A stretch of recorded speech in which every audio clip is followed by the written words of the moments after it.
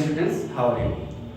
I hope you are doing well by the grace of Almighty Allah through this critical situation, COVID-19 coronavirus.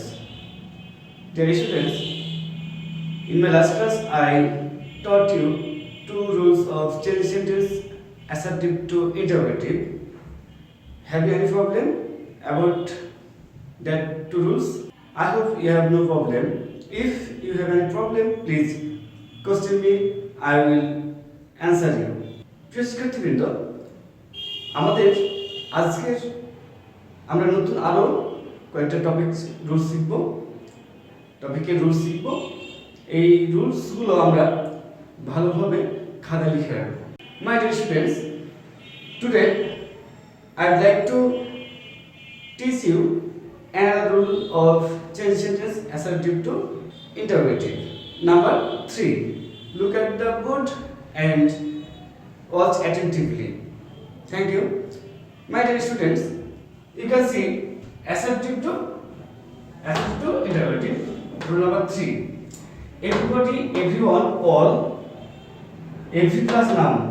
অর্থাৎ everybody, everyone, all এবং every plus noun যুক্ত অ্যাসার্টিভকে অর্থাৎ assertive সেন্টেন্সকে ইন্টারপ্রেটিভ করার সময় every বা all এর পরিবর্তে is there any, every বা all এর পরিবর্তে is there any বসাতে হবে, প্লাস every বা all এর পরের অর্থে বসাতে হবে, every বা all, এই যে every বা all এর পরের অর্থে বসাতে হবে, প্লাস who বসাতে হবে, কি বসাতে হবে, who বসাতে হবে, প্লাস টেন্স ও পার্সন অনুযায়ী do not, does not, did not বসাতে হবে, প্লাস মেইন ভার্বের present form plus extension plus question marks. Dear students, in my last class I taught you an interrogation sentence is not possible without question marks. Question marks ছাড়া একটা interrogation sentence কি অসম্ভব। অর্থাৎ interrogation sentence যদি হতে হয় তাহলে অবশ্যই তার শেষে কি থাকতে হবে, question marks থাকতে হবে। এবং এই do not এবং does not এর ব্যবহারটা আমরা গতকালকে পড়েছিলাম, অর্থাৎ গত ক্লাসে পড়েছিলাম যে অক্সিলারি ভার্ববিহীন অ্যাসার্টিভকে ইন্টারোগেটিভ করার সময় টেন্স ও পার্সন অনুযায়ী do not, does not, did not বসাতে হবে। কোথায় ডু নট বসাতে হবে? যদি সেন্টেন্সটি কি হয়, প্রেজেন্ট ইনডিফিনিট হয় এবং সাবজেক্ট যদি থার্ড পারসন সিঙ্গুলার নাম্বার না হয়। অর্থাৎ সাবজেক্ট যদি থার্ড পারসন সিঙ্গুলার নাম্বার হয় এবং সেন্টেন্সটি যদি প্রেজেন্ট ইনডিফিনিট হয় তবে ভার্বের সাথে এস বাই এস যুক্ত থাকে এবং সেই ক্ষেত্রে ডাজেন্ট করতে হয়। কি বুঝতে পেরেছো? এবং বাকি সব ক্ষেত্রে অর্থাৎ যদি প্রেজেন্ট ইনডিফিনিট হয় এবং subject third person singular number না হয়, অর্থাৎ থার্ড পারসন সিঙ্গুলার নাম্বার না হয়, তাহলে আমরা কি পাবো, ডোন্ট। কথা বুঝে গেছে? তারপরে ডিডেন্ট হচ্ছে পাস্ট ইনডিফিনিটের ক্ষেত্রে ডিডেন্ট। বুঝতে পেরেছো? এখন আমরা কয়েকটা एग्जांपल দেখব, তাহলে বিষয়টা ক্লিয়ার হয়ে যাবে। Everybody wishes to be happy. এখানে everybody wishes to be happy, তাহলে এভরি এর পরিবর্তে আমরা পেয়ে গেলাম ইজ देयर এনি। কি পেয়ে গেলাম? ইজ देयर এনি পেয়ে গেলাম। এবং এখানে থাকলো কি, বাকি থাকলো বডি। বুঝতে পারছো? এই বডিটা আমরা এখানে বসিয়ে দিলাম, যেহেতু আমরা রুলসে বলেছি এভরি বা অল এর পরে অর্থে বসাতে হবে, এভরি বসিয়ে দিলাম। এবং রুল অনুযায়ী একটা rule, we have to use who, then doesn't, because the sentence is assertive and it is a present indefinite tense, it is in present indefinite tense and the subject is third person singular number, so we have to use doesn't. শিক্ষার্থীবৃন্দ, যেহেতু এখানে wishes আছে, আমরা জানি যদি subject third person singular number হয় তার present ইনডিফিনিটের ক্ষেত্রে মেইন ভার্বের সাথে এস বা এস যুক্ত থাকে, তাহলে আমরা স্বাভাবিকভাবে এখানে ধরে নিলাম যে এটা subject third person singular number, তাই এখানে উইশেস হয়েছে, তাই এখানে ডাজেন্ট বসিয়েছি। এবং ডাজেন্ট যদি বসিয়ে দিয়ে থাকি তারপরে আমাদের মূল ভার্বের প্রেজেন্ট ফর্ম বসাতে হবে, মূল ভার্ব প্রেজেন্ট ফর্ম বা এটা বেসড ফর্ম উইশ বসালাম। তারপরে বাকি অংশটুকু এক্সটেনশন, এই যে আমাদের টু বি হ্যাপি, এটা হচ্ছে এক্সটেনশন।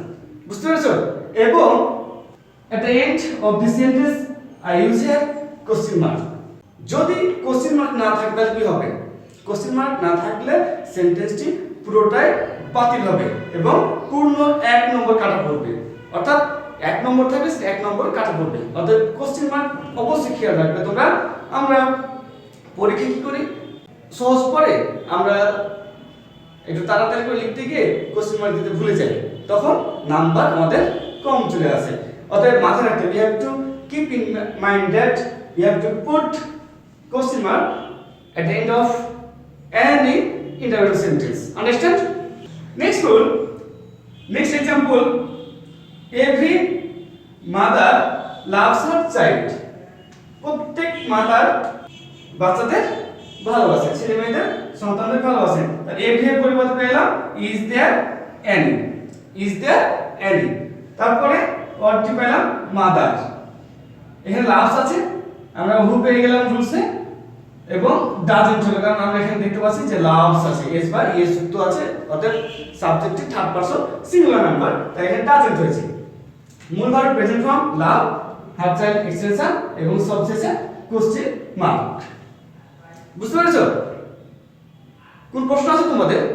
যদি কোনো সমস্যা না থাকে তাহলে আমরা আরো কয়েকটা एग्जांपल দেখব, তাহলে বিষয়টা ক্লিয়ার হয়ে যাবে।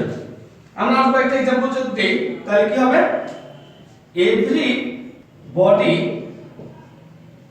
লাভড হিম, প্রত্যেকে তাকে ভালোবাসে। তাহলে is there anybody, everybody is there any পেলাম এবং বডি টু বসিয়ে দিলাম, is there anybody who,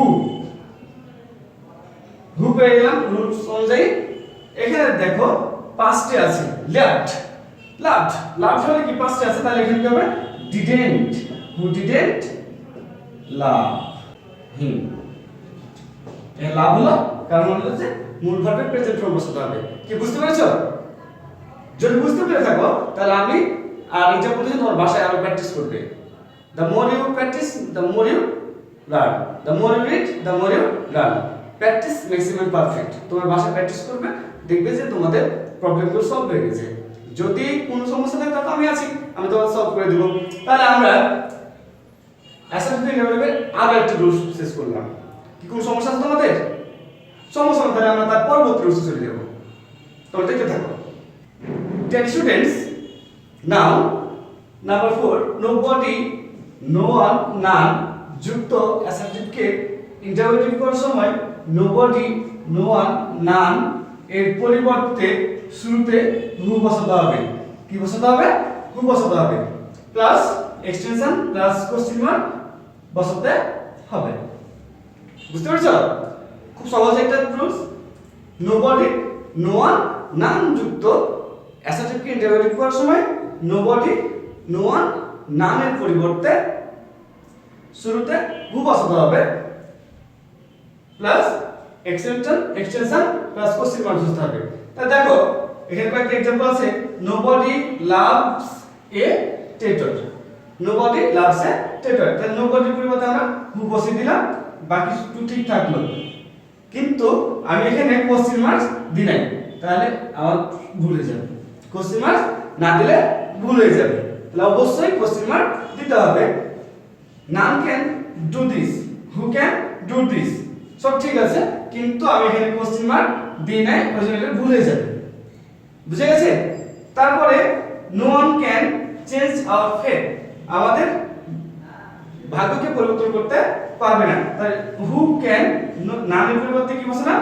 who can বসালাম, change our fate, এখানে কোশ্চেন মার্ক না দিলে ভুল হয়ে যাবে। বুঝতে পেরেছো? তাহলে আমাদের রুল নাম্বার 4, 3 এবং 4 থেকে আমরা যেটা শিখলাম যে 1 নাম্বার অর্থাৎ 3 নাম্বার রুলসে ছিল আজকের প্রথম যে রুলসটা পড়িয়েছি আমি তোমাদের, যে এভরিবডি, এভরিওয়ান, অল অর্থাৎ এভরি প্লাস নাউন যুক্ত অ্যাসার্টিভকে ইন্টারোগেটিভ করার সময় এভরি বা অল এর পরিবর্তে ইজ দেয়ার এনি বসাতে হবে, তারপরে এভরি বা অল এর পরে যে অর্ডার থাকবে সেটা বসাতে হবে, প্লাস হু প্লাস টেন্স ও পার্সন অনুযায়ী do not, does not, did not বসাতে হবে, মূল ভার্বের প্রেজেন্ট ফর্ম বসাতে হবে, plus extension plus question mark বসাতে হবে।